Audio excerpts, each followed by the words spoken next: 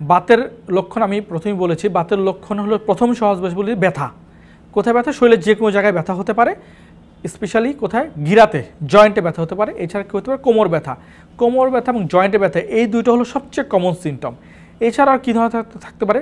তার জ্বর থাকতে পারে বা জ্বর ভাব আসতে পারে, তার শরীরে দুর্বলতা থাকতে পারে যেটাকে আমরা ফ্যাটিক বা উইকনেস বলি। তারপর কি থাকতে পারে? তার শরীরে চামড়া র্যাশ পড়তে পারে, র্যাশ। তার কী হতে পারে? মুখে ঘা হতে পারে যাকে আমরা ওরাল আলসার বলতে পারি। তার এক্সটেন্সিভ হেয়ার ফল হতে পারে যাকে আমরা বলি অ্যালোপেশিয়া।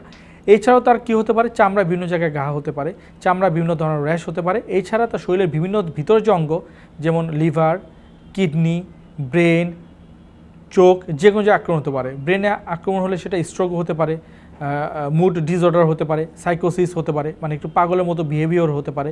চোখের সমস্যা হলে চোখ ব্যথা করতে পারে, চোখ শুকিয়ে যেতে পারে, চোখ লাল হয়ে যেতে পারে, যেগুলোকে আমরা বলি ড্রাই আই, ইউভাইটিস, স্ক্লেরাইটিস, এগুলো হতে পারে। মুখে আমরা ওরাল আলসার বলি বা অ্যাপথাস লাইক আলসার বলি, যেটা মুখে হয়, হার্ট প্লেটে হতে পারে, জিহ্বাতে হতে পারে, মুখের ঘাতে হতে পারে। এছাড়া আমাদের লাংসে আমাদের পানি চলে আসতে পারে, লাংসে ইনফেকশন হতে পারে, লাংসে ফাইব্রোসিস বা শক্ত হয়ে যেতে পারে। আমাদের কিডনিতে বলি কিডনিতে প্রচুর পরিমাণ প্রোটিন চলে যেতে পারে, যেটাকে বলি আমরা প্রোটিনুরিয়া, সেখানে মানে কিডনিতেই সমস্যা হতে পারে। হার্টের সমস্যা হতে পারে, হার্ট ফেলিওর হতে পারে। নার্ভের সমস্যা হতে পারে, নার্ভ হলো আমাদের নার্ভ অবশ হয়ে যাওয়া, যেটাকে আমরা নিউরোপ্যাথি বলি, সেটা হতে পারে।